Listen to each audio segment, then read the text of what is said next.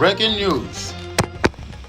Mazi Nnamdi Kanu drags DSS Director General to court over refusal to release his medical records, disobedience to court orders.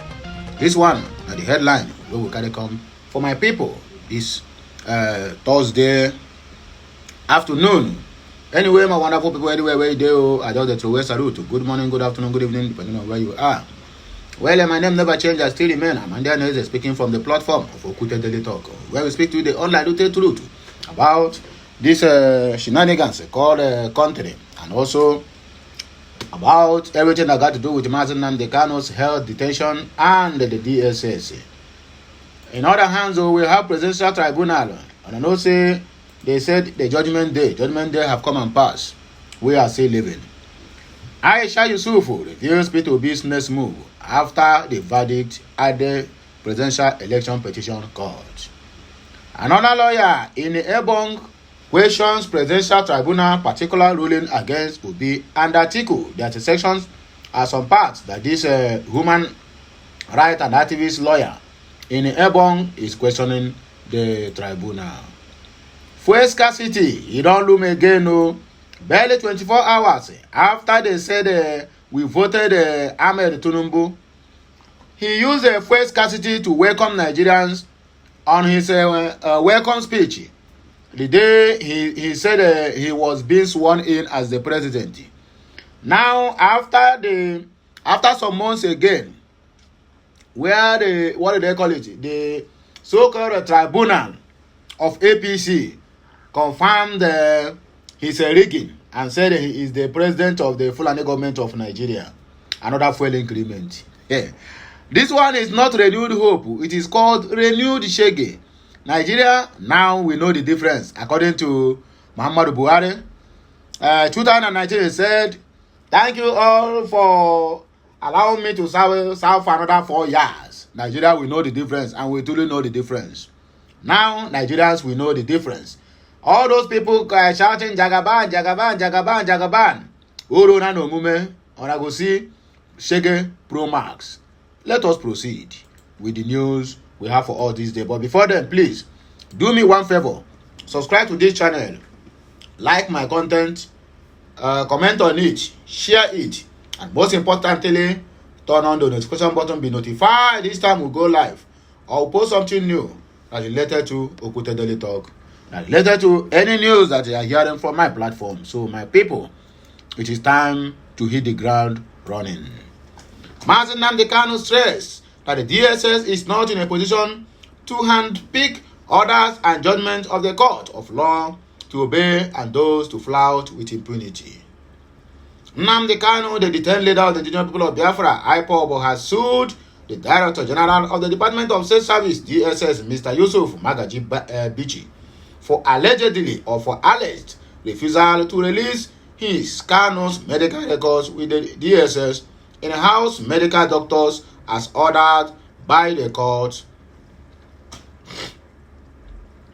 Nnamdi Kanu's lawyer, Ifeanyi Ejiofor, who made this known in a statement, said that his lordship, Honorable Justice Binta Iyako of the Federal High Court, on July 20, directed the DSS to, among others, avail Kanu of his full medical records from June 21 of 2021 till date.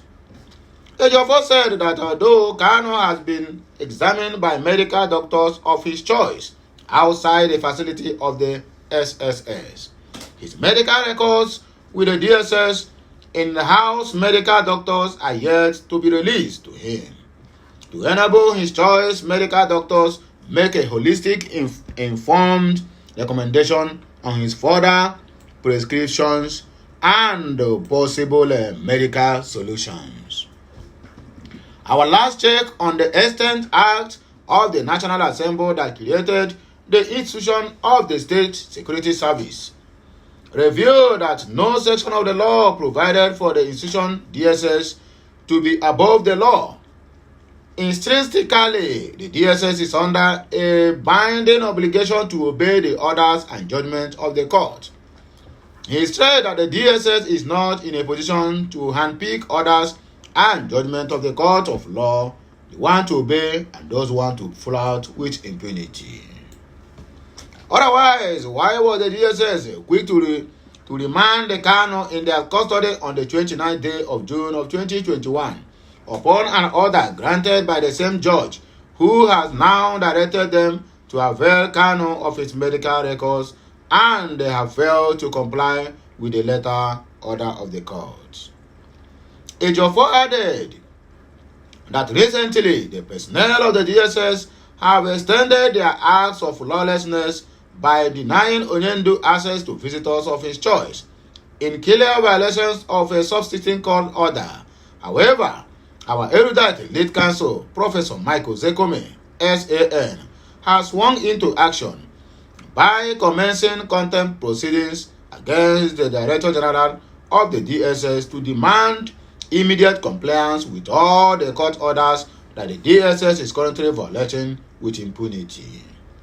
He said that the efforts are currently underway by our erudite lead counsel, Professor Mike Ozekome, SAN, to secure an imminent date for the hearing of the appeal at the Supreme Court, following the cancellation of the earlier scheduled date of 14th September 2023, which I formally communicate to the members of the public once a date is secured.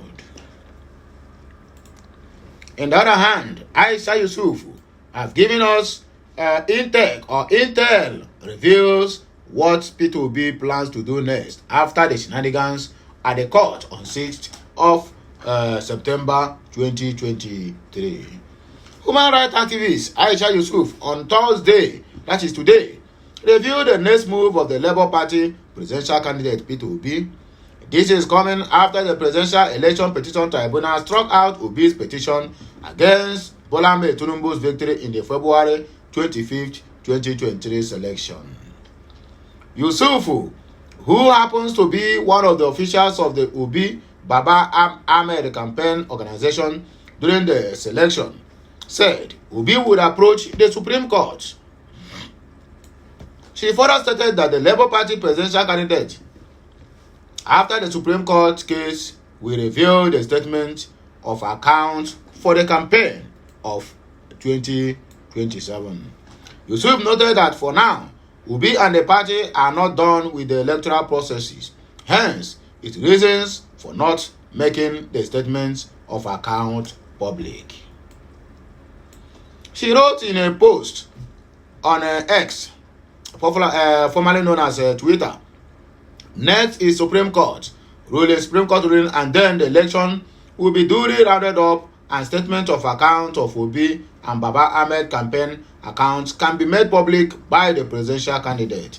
There are many who have concluded their election. Obi and Baba Dati Ahmed campaign hasn't done with their own.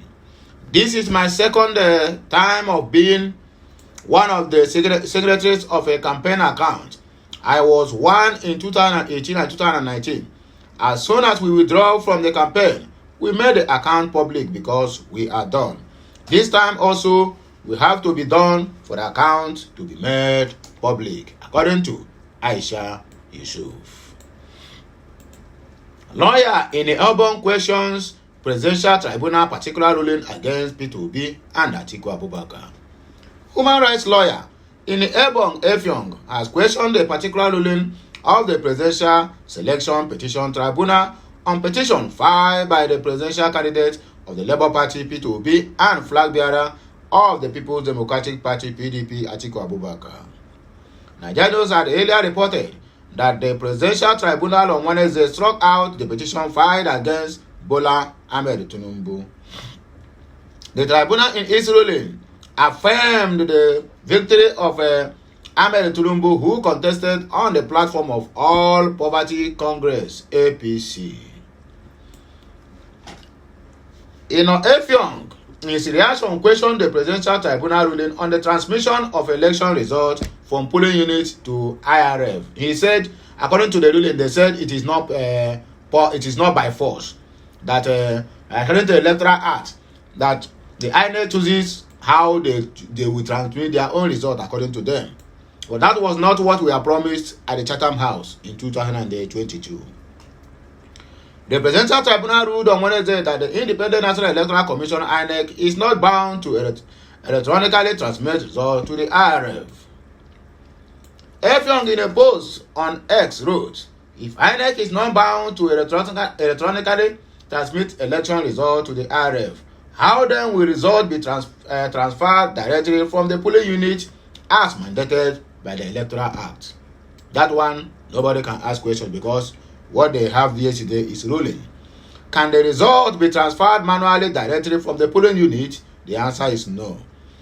Note that delivery of a physical copies of Form ECHA to the Collation Center together with the agents of political parties and security agencies is not a separate requirement, according to in Ebong. Fuel scarcity again after barely 24 hours after they said the tribunal have given the so-called APC president and the Fulani president mandate. Lagos State residents may experience scarcity of fuel or petrol soon as marketers are said to be shutting down filling stations against motorists and other users of the product. It was gathered that the many petrol stations were closed yesterday as motorists checked in to buy the product. According to Vanguard, the closure of the stations was observed to have started gradually after the Nigeria National Petroleum Corporation Limited (NNPCL) cut down the volume of its import to enable major and independent marketers to participate in the importation following the deregulation of the market. It was, however, gathered that the situation became widespread because of the inability of the marketers to import, mainly due to difficulties associated with the sourcing foreign exchange and instability in the domestic market. The reduction in NNPCL Limited's imports aimed at enabling the marketers to embark on the importation, and the inability of the marketers to import has created a vacuum that needs to be addressed as soon as possible. The situation could have been very serious if many people were still buying the product, but the shortage is currently mild because many automobile owners are not driving frequently or have completely abandoned driving because of the high cost of petrol, currently going to between 568 naira per litre and 590 naira.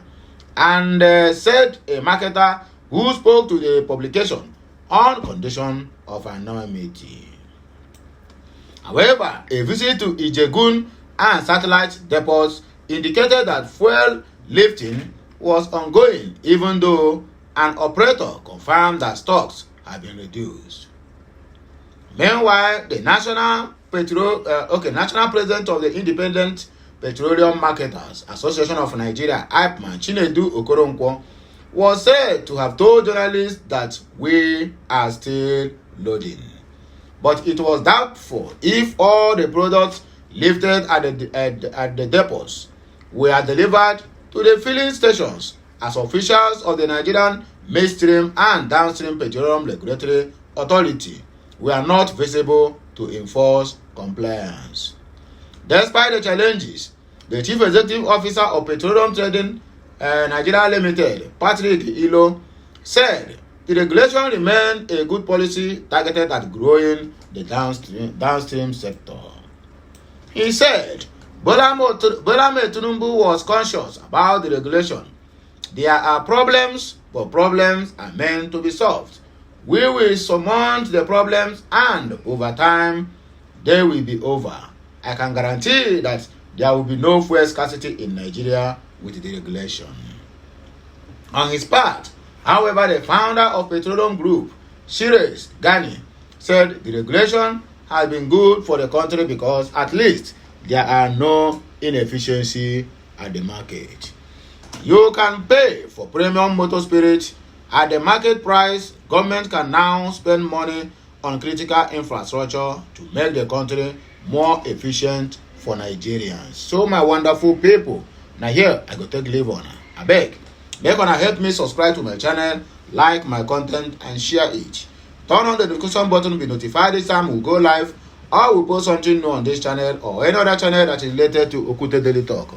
And I still remember, Mazen Nnamdi Kanu is suing the Director General of the DSS, Yusuf Bichi, for contempt of the court, for flying and disobeying the court order with impunities. And here we take back break. I beg, make gonna help me do what? Toss out this message so that everyone get to know what is happening.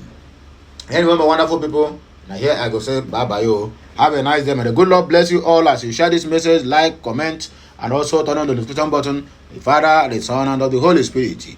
Make on the notification. I'll be right back again with another blockbuster. Bye for now, my wonderful people. Kenesiano.